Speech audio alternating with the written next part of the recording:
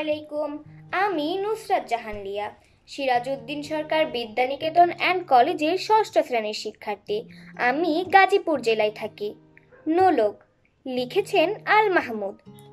আমার মায়ের সোনার নোলক হারিয়ে গেল শেষে, হেথায় খুঁজি হোথায় খুঁজি সারা বাংলাদেশে।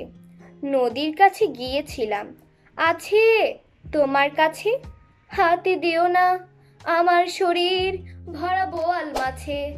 বলল কেঁদে তিতাস নদী হরিণ বেড়ের বাঁকে, সাদা পালক বখরা যেথায় পাখ ছড়িয়ে থাকে।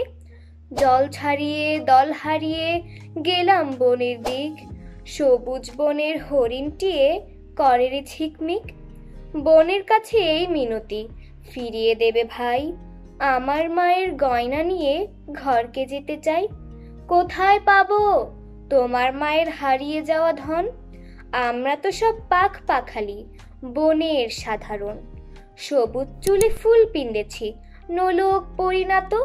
ফুলের গন্ধ চাও যদি নাও, হাত পাতো হাত পাতো বলে পাহাড় দেখায় তাহার আহার ভরা বুক। হাজার হরিণ পাতার ফাঁকে বাকিয়ে রাখে মুখ। এলিয়ে খোপা রাত্রি এলেন, ফের বাড়ালাম পা, আমার মায়ের গয়না ছাড়া ঘরকে যাব না। আসসালামু আলাইকুম।